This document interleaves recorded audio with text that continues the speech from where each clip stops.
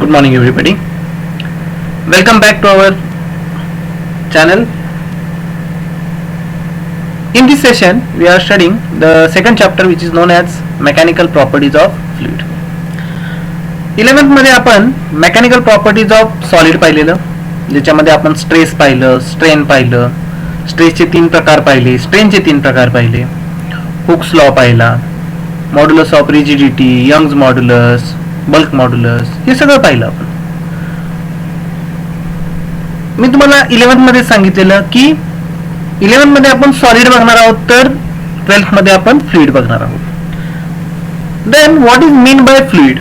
जर आपल्याला properties of fluid पाहिजे असतील तर कशाला फ्लुइड म्हणायचं, इथून सुरुवात होते. ठीक आहे. तर फ्लुइडची एक सिंपल डेफिनेशन आहे. The fluid means the substance which can flow. बघा इथं दिसतंय आपल्याला, the fluid means A substance which can flow. जो सबस्टन्स फ्लो करू शकतो त्याला काय म्हणणार आपण? फ्लुइड. मग कुठल्या प्रॉपर्टीज आपल्याला स्टडी करायच्या आहेत? तर पहिली प्रॉपर्टी याची स्टडी करायची आहे ती म्हणजे यानं इम्पार्ट केलेलं प्रेशर. फ्लुइड मध्ये काय असतं? The material which can flow मध्ये काय येतात? एक तर लिक्विड येईल किंवा एक तर गॅसेस येतील. सॉलिड हा काय? अनफ्लोएबल मटेरियल आहे. म्हणजे जर एखाद्या ठिकाणी आपण एखादा सॉलिड ठेवला तर तो फ्लो करणार नाही, पण तिथं जर आपण पाणी ओतलं किंवा एअर घेतली तर ती काय करू शकते? फ्लो होऊ शकते. मग याची जी पहिली प्रॉपर्टी आहे ती प्रॉपर्टी आहे प्रेशर. आपण प्रेशर स्टडी करणार. प्रेशर स्टडी करून प्रेशर मध्ये आपण 2 प्रकारचे प्रेशर बघणार. एक म्हणजे जेव्हा फ्लुइड रेस्ट पोझिशनला असतं. फ्लुइड हे फ्लो करतं, पण त्याचबरोबर ते रेस्ट सुद्धा असू शकतं. तुम्ही एखाद्या फ्लास्क मध्ये जर लिक्विड भरलं तर ते रेस्ट पोझिशनला येणार बाळांनो. तर त्यावेळी जे प्रेशर अप्लाय करतं तर त्याला आपण स्टॅटिक फ्लुइड म्हणू. ठीक आहे. काय म्हणू? स्टॅटिक फ्लुइड म्हणू किंवा फ्लुइड ऍट रेस्ट म्हणू. आणि त्याचबरोबर एखादं लिक्विड असेल किंवा फ्लुइड असेल ते एखाद्या पाईप मधून निघाले त्यावेळी ते किती प्रेशर अप्लाय करते, हे लिक्विड इन मोशन म्हणू आपण त्याला, किंवा फ्लुइड इन मोशन. मग अशा 2 प्रकारचे प्रेशर बघायचे आहेत आपल्याला, fluid at rest and fluid at in motion. नंतर आपण विस्कॉसिटी बघणार. विस्कॉसिटी एक मजेशीर कन्सेप्ट आहे जी स्टडी करणार आहे आपण. आणि नंतर आपण बघणार सरफेस टेन्शन. म्हणजे आपल्याला फक्त 3च प्रॉपर्टी स्टडी करायच्या आहेत या चॅप्टर मध्ये. पहिली म्हणजे प्रेशर, मग त्याचे काही लॉज असतील, काही थिअरम्स असतील, काही अझम्पशन्स असतील. नंतर आपण बघणार विस्कॉसिटी आणि नंतर बघणार सरफेस टेन्शन. तर फ्लुइडचा स्टडी करताना आपल्याला सुरुवातीला परफेक्ट फ्लुइडचा विचार करावा लागेल किंवा आयडियल फ्लुइडचा विचार करावा लागेल. आयडियल फ्लुइड म्हणजे काय? We all know that there are 2 types of stress. आपण 2 टाइपचे स्ट्रेस बघितलेले. एकाला नॉर्मल स्ट्रेस म्हणतो आपण आणि एकाला शिअरिंग स्ट्रेस म्हणतो. नॉर्मल स्ट्रेस म्हणजे कुठले? कॉम्प्रेसिव्ह असेल किंवा टेन्साईल असेल. आपण या कॉम्प्रेसिव्हला व्हॉल्युमेट्रिक सुद्धा म्हणायचो.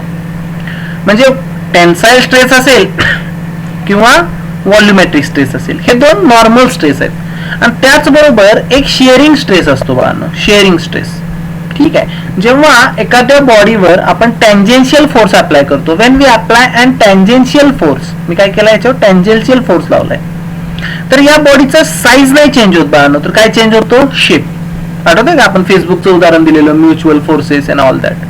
ठीक आहे. ओके. हा जर फोर्स इकडे ढकलत असेल त्या वरच्या याला, बघा आता इथं ABCD असा एक आपण प्लेन सरफेस घेतोय, एक लॅमिना घेतोय. याच्या CD वर आपण टँजेन्शियल फोर्स लावतोय. AB ची रिजिडिटी असल्यामुळे तो आहे त्या पोझिशनला राहणार आणि CD हा डिस्प्लेस होणार C', ला. ठीक आहे. त्यामुळे या बॉडीचं काय झालं? साईज नाही चेंज झाली बाळांनो, तर काय चेंज झाला? शेप चेंज झाला. इथं जो स्ट्रेस तयार होतो त्याला शिअरिंग स्ट्रेस म्हणतात. ठीक आहे. लिक्विड मध्ये असं नाही. आपण पहिलं अझम्पशन असं पकडतोय फ्लुइड मध्ये की याचा शिअरिंग स्ट्रेस 0 असतो. आपण शिअरिंग स्ट्रेस काय पकडणार आहे? टोटली 0 पकडणार आहे. मला एकाच प्रकारचा स्ट्रेस असतो, तो म्हणजे कुठला? नॉर्मल स्ट्रेस, म्हणजे कुठला? Compressive stress. आणि त्यालाच आपण प्रेशर म्हणतो. कॉम्प्रेसिव्ह स्ट्रेस म्हणजेच प्रेशर असतो. आणि हेच आपण पुढे प्रूफ करणार आहे. आता स्ट्रेसचा फॉर्म्युला तुम्हाला माहित आहे, फोर्स अपॉन एरिया. बरोबर आहे. स्ट्रेसचा फॉर्म्युला जनरल काय? Force upon area, restoring force upon area. तोच आपण इथं प्रेशरला पण वापरतो. ठीक आहे. हे सगळं तुम्हाला हळूहळू लक्षात येईल. तर फ्लुइडला काय मी सांगितलं तुम्हाला? The substance that can flow is called as fluid. The fluid is the substance that deform continuously under the action of external force. Fluid is the phase of matter that include liquid gases and plasma. मग plasma असेल, liquid असेल, gases असेल, all R fluid. जे material flow करतं त्याला आपण काय म्हणणार आहे? फ्लुइड म्हणणार आहे. We shall discuss mechanical properties in only liquid and gases in this chapter. ह्या चॅप्टर मध्ये आपण लिक्विड आणि गॅसेसचा अभ्यास करणार आहे. The shear modulus of the fluid is 0. हा महत्वाचा पॉइंट आहे बाळांनो, इथं आपण नोट पण टाकले. IMP point regarding study of basic properties of fluid. आपल्याला जर बेसिक प्रॉपर्टी स्टडी करायच्या असतील तर आपण काय करतो, त्यांना बेसिक आयडियल कंडिशनला नेतो. आणि आयडियल कंडिशनला आपण महत्वाची कंडिशन काय मानणार आहे तर the shear modulus of the fluid is 0. Please note down that word or that line. The shear modulus of the fluid is 0. This is very important point regarding the study of basic properties of fluid. ठीक है. In simple word, fluids are the substance which cannot resist any shear force. हा shear force resist करत नाही. Applied to them. Air, water, product, toothpaste, etc. are the some common examples of fluid. Molten lava is also a fluid. Molten lava तुम्हाला माहित आहे की लावा जर बाहेर आला तो फ्लो करणार आहे. ठीक आहे, तर तो सुद्धा एक फ्लुइड आहे. तर याचा शेअरिंग स्ट्रेस असतो तो 0 असतो. हा नक्की लक्षात ठेवा. आणि यावरच आपण काही अझम्पशन्स इथे लिहितोय बघा. इथे अझम्पशन्स त्याचे फ्लुइडला अभ्यास करण्यासाठी आपण काय करणार आहे. We introduce the concept of an ideal fluid to understand its behaviour. Okay, कारण की जेव्हा लिक्विड किंवा फ्लुइड हे फ्लो मध्ये असतं तेव्हा त्याचा अभ्यास करणं थोडंसं कॉम्प्लिकेटेड असतं. बघा, behaviour of fluid in the motion is normally complicated. थोडंसं कॉम्प्लिकेटेड आहे. We can understand fluid by making some simple assumptions. आपण छोटेसे काही अझम्पशन्स लिहिणार आहे. ठीक आहे, काय अझम्पशन्स आहेत तर बघूया पुढे. आयडियल फ्लुइडचे अझम्पशन्स. पहिलं, इट इज इनकॉम्प्रेन्सिबल. म्हणजेच काय, इट्स डेन्सिटी इज कॉन्स्टंट. आपण कुठलंही फ्लुइड घेतलं तर त्याची डेन्सिटी काय असते, कॉन्स्टंट असते. म्हणजे तुम्ही एक वॉटर घेतले, एखाद्या जार मध्ये घेतले नाही का दुसऱ्या फ्लास्क मध्ये घेतले, पण ते वॉटर म्हणजे त्याची डेन्सिटी काय असणार आहे बा, कॉन्स्टंट असणार आहे. ठीक आहे. The flow is irrotational. Its flow is smooth. There are no turbulence in the flow. बघा, याला स्ट्रीमलाईन फ्लो म्हणतात. आता आपण सगळे शेतीप्रधान देशात राहतो त्यामुळे आपल्याला शेतीमध्ये बऱ्यापैकी माहित आहे. जर तुम्ही पाठातलं पाणी बघितलं, शेतामध्ये आपल्या पाठ असतो ज्यातून आपण पाणी सोडतो, तर त्या पाठातलं पाणी बघितलं, तो जो फ्लो आहे किंवा नदीतला आत्ता फ्लो पाण्याचा तो स्ट्रीमलाईन फ्लो असतो. स्ट्रीमलाईन फ्लोचा अर्थ काय तर स्ट्रीमलाईन फ्लो म्हणजे काय, all particles are follows in the same direction with same velocity. बघा, तुम्ही आता पाण्याचं सॉरी जो फ्लो आहे तो चेक करा. सगळे पार्टिकल्स आहेत ते एकाच डायरेक्शन न जातात विथ कॉन्स्टंट वेलोसिटी, म्हणून आपण त्याला स्ट्रीमलाईन फ्लो म्हणतो. आणि टर्ब्युलन्स, इथे बघा नो टर्ब्युलन्स सांगितलंय, म्हणजे टर्ब्युलंट फ्लो नको आहे. मग टर्ब्युलंट फ्लो कशाला म्हणायचं तर साहजिकच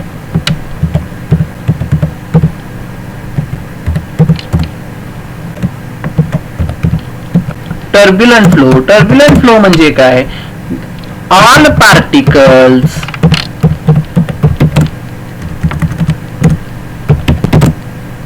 have different velocity as well as direction. तुम्ही मला सगळ्यांचीच का तर नाही, काहींची सेम असू शकते पण ते आपण अपवाद पकडू शकतो. सगळ्यांची, आता उदाहरणार्थ तुम्ही याचं एक्झाम्पल बघायचं असेल तर आपण वॉटरफॉल घेऊ शकतो. जर तुम्ही वॉटरफॉल पाहिला तर सगळे पार्टिकल्स इकडे तिकडे उडत असतात, बरोबर आहे. प्रत्येकाची वेलोसिटी सेम असेलच का, असं नाही. अशा फ्लोला आपण टर्ब्युलंट फ्लो म्हणतो. स्ट्रीमलाईन फ्लो आणि टर्ब्युलंट फ्लो हे फ्लो ऑफ द लिक्विड किंवा फ्लो ऑफ द फ्लुइड आहे, बरोबर. तर सगळ्या पार्टिकलची वेलोसिटी सेम असेल आणि एकाच डायरेक्शनला असेल तर त्याला स्ट्रीमलाईन म्हणायचं. सगळ्यांची डिफरंट आहे आणि काय डिफरंट डायरेक्शन आहे तर त्याला आपण टर्ब्युलंट फ्लो म्हणतो. हे कशावर अवलंबून असतं तर त्याच्या वेलॉसिटीवर अवलंबून असतं. जर बघा आपण जे नदीचं आत्ता पाणी बघतोय त्याची वेलॉसिटी कमी आहे, कमी असल्यावर स्ट्रीमलाईन फ्लो असतो. हळूहळू हळूहळू ती वेलॉसिटी काय होत जाते, वाढत जाते. ऍट पर्टिक्युलर क्रिटिकल वेलॉसिटी, एका पर्टिक्युलर वेलॉसिटीला ज्याला क्रिटिकल वेलॉसिटी म्हणतो आपण, या स्ट्रीमलाईन फ्लोचं रूपांतर कशात होतं, टर्ब्युलंट फ्लो मध्ये होतं. ठीक आहे. मग टर्ब्युलंट फ्लोची कन्सेप्ट क्लिअर झाली. बघा ही पॉइंट कळला का सगळ्यांना? Its flow is smooth, there are no turbulence in the flow. Flow मध्ये अजिबात टर्ब्युलन्स नाही पाहिजे, म्हणजे त्याची वेलॉसिटी पण काय पाहिजे? Same. In non viscous it is non viscous, there is no internal friction in the flow, म्हणजे त्याची विस्कॉसिटी किती पकडतोय आपण? 0 पकडतोय सुरुवातीला बेसिक कन्सेप्टला. आपण नंतर विस्कॉसिटी कन्सेप्ट सेपरेट स्टडी करणार आहे. ठीक आहे. आता आपण अजम्पशन काय मानतोय की त्याची विस्कॉसिटी काय आहे? 0 आहे. ठीक आहे. द फ्लो इज स्टेडी, म्हणजे त्याला आपण स्ट्रीमलाईन फ्लो म्हणतो. It's velocity of each particle at constant in time. बघा आपण हेच वरती लिहिले, लक्षात आले? असे आपण अजम्पशन्स घेतले. याचा अजम्पशन्स घेऊन आपण काय करणार? सुरुवातीला प्रेशर डिफाइन करणार. आपण काय डिफाइन करणार? प्रेशर. पहिली प्रॉपर्टी स्टडी करणार. ठीक आहे. आता खाली बघूया. इथं आपल्याला थोडंसं सॉलिड बद्दल माहिती दिली आहे. It is important to understand the difference between solid and fluid. दोघांमधला फरक काय? Solid can be subjected to shear stress. सॉलिडला शियर स्ट्रेस असतो, फ्लुइडला असतो का? अजिबात नाही. त्याला फक्त कुठला स्ट्रेस असतो? नॉर्मल स्ट्रेस असतो. म्हणजे काय? Solids oppose the shear stress either by developing a restoring force, which means that the deformation are reversible. त्यालाच elasticity म्हणतो. Or they require certain initial stress before they deform and start flowing. Okay, हे सगळं आपण 11th सायन्सला elastic behaviour मध्ये पाहिले. Ideal fluids on other hand can only be subjected to normal compressive stress. त्याला कुठला stress आहे? फक्त कॉम्प्रेसिव्ह स्ट्रेस आहे. नॉर्मल स्ट्रेस आहे. शेअरिंग स्ट्रेस असतो का? नाही. शेअरिंग स्ट्रेस त्याचा 0 असतो. Most fluid offers a very weak resistance to deformation. Real fluids display viscosity and so they are capable being subjected to low levels of a shear stress. आपण हे ideal fluid बघितले, म्हणजे real fluid आहे. Ideal फ्लुइडला आपण viscosity किती पकडतोय? 0 पकडतोय. पण real fluid मध्ये थोडीशी विस्कॉसिटी असते, जी आपण नेक्स्ट पॉइंट मध्ये बघणार आहे. लक्षात आलं? आता आपण आयडियल फ्लुइडचा विचार करतोय, तिथे विस्कॉसिटी किती पकडतोय? टोटली 0 पकडतोय. ठीक आहे. आता बघा, forces acting on small surface area with in the fluid at rest. समजा मी एखाद्या फ्लास्क मध्ये फ्लुइड घेतलं, त्याचा हा सरफेस घेतला. ठीक आहे. आता मला सांगा, हा जो सरफेस आहे तो रेस्ट पोझिशनला आहे, कारण की फ्लुइडच रेस्ट आहे ना. तर हा सरफेस रेस्ट पोझिशनला आहे. डीए हा एरिया घेतलाय, तो रेस्ट पोझिशनला आहे. आपण लॉज ऑफ मोशन मध्ये किंवा फिजिक्सच्या नियमानुसार काय सांगू शकतो? If the particle is at rest और the surface is at rest, the net force acting on that surface must be 0. Net force किती पाहिजे? 0. मग सिंगल फोर्स कधी 0 असेल का? नाही. म्हणून इथे डीएफ इकडून लागला तर तेवढाच अपोजिंग फोर्स काय होतो? इकडून लागतो. म्हणजे याचा नेट फोर्स किती झाला बा? 0. समजते? नेट फोर्स काय झाला? 0. हीच फिगर मध्ये दाखवले. Shows a small surface of area DS at rest within the fluid. The surface does not accelerate. Accelerate आहे का तो? नाही. So the surrounding fluid exert equal normal forces DF on both side of it. दोन्ही साइडनं काय होतो? Same force लागतो. खाली काही प्रॉपर्टीज दिल्यात. प्रॉपर्टीज ऑफ फ्लुइड बघूया. They do not oppose the deformation. डिफॉर्मेशनला ते अपोज करतात का? नाही. तर ते परमनंटली काय होतात? डिफॉर्म होतात. They get permanently deformed. ह्याच्यानंतर पण आपण थोडं सरफेस टेन्शन मध्ये गेल्यावर ह्याला सुद्धा थोडंसं आपण रिवाइज करणार आहे वेगळ्या पद्धतीनं, ते लक्षात येईल आपल्या. पण आता आपण काय म्हणतोय? They do not oppose deformation, they get permanently deform. Permanently deform होतात ते. They have ability to flow. फ्लोची ॲबिलिटी असते, डेफिनेशन आहे त्याची. They have ability to take shape of the container. बघा, कुठल्या पण कंटेनर मध्ये टाका, त्याला त्याचा शेप होऊन जातो. ठीक आहे. मग fluid exhibits these properties because it cannot oppose a shear stress. मी तुम्हाला तेच सांगितलं मगाशी, शियर स्ट्रेस त्याचा काय असतो? 0 असतो. Wien it is in static equilibrium. हा शब्द महत्वाचा आहे बाळांनो. ठीक आहे. हा काय शब्द आहे? Static equilibrium. म्हणजे इक्विलिब्रियम का म्हणतोय? दोन्ही फोर्सचा नेट रिझल्टंट किती येतोय? 0 येतोय, म्हणून इक्विलिब्रियम म्हणलं आपण त्याला. ठीक आहे. मग आता फ्लुइड ऍट रेस्टचा आपण सुरुवातीला स्टडी करणार आहे, म्हणजेच आपण आता प्रेशरचा अभ्यास करणार आहे. What is mean by pressure? प्रेशरची डेफिनेशन, त्याचा फॉर्म्युला. मी तुम्हाला मगाशी जसं सांगितलं तसं कॉम्प्रेसिव्ह स्ट्रेस म्हणजेच काय असतो? प्रेशर असतं. त्याचा फॉर्म्युला फोर्स अपॉन एरिया. मग तोच आपण इथं वापरणार आहे. बघूया. आधी फ्लुइड ऍट रेस्ट, जिथे आपण रेस्ट फ्लुइडचा अभ्यास करतो त्याला काय म्हणतात ते बघूया. the branch of physics which deals with the properties of fluid at rest is called as hydrostatics. त्याला काय म्हणायचं? हायड्रोस्टॅटिक्स. नोट डाऊन करून घेण्यासारखी गोष्ट आहे. The branch of physics which deals with study of properties of fluid at rest. महत्वाचं काय आहे? रेस्ट पोझिशनला it is called as hydrostatics. Clear? आता आपण रेस्ट फ्लुइडचा अभ्यास करणार आहे. तर त्याची पहिली प्रॉपर्टी आहे प्रेशर. मग प्रेशरची डेफिनेशन काय? तर द नॉर्मल फोर्स, हा शब्द महत्वाचा आहे, normal, because the force is always perpendicular to that surface. जो फोर्स लागतो तो कसा लागतो? परपेंडिक्युलर लागतो. ते कळणार आहे आपल्याला पास्कल लॉ मध्ये, पण आता आपण काय म्हणूया, तो परपेंडिक्युलर लागतो. The normal force F exerted by the fluid at rest per unit surface area, म्हणजे फोर्स अपॉन सरफेस एरियाला in contact is called as pressure of the fluid. म्हणून प्रेशरचा फॉर्म्युला F अपॉन A. बघा, the normal force F exerted by the fluid at rest per unit surface area A of a contact is called as pressure of the fluid. Therefore P is equal to what? F upon A. Clear? इथं normal का म्हटलंय बघा, हा जर surface असेल तर हे perpendicular force लागलाय. Fluid exert force on vertical surface. Vertical surface असेल तर हॉरिझॉन्टल फोर्स लागणार, आणि हॉरिझॉन्टल सरफेस असेल तर वर्टिकल फोर्स लागणार, because it is always normal to it. बरोबर आहे? ह्या दोन फिगर ज्या दाखवल्यात त्या नॉर्मल आहे ते दाखवण्यासाठी दिल्यात. ठीक आहे. म्हणजे आपला फॉर्म्युला काय आहे? F upon A. म्हणजे आपण असं म्हणू शकतो, force is directly proportional to force, sorry, pressure is directly proportional to force and inversely proportional to area. Inversely proportional to area म्हणजे एरिया जेवढा लहान असेल बाळांनो तेवढं प्रेशर जास्त असतं. याच्यासाठीच आपण इथे एक्झाम्पल घेतोय बघा.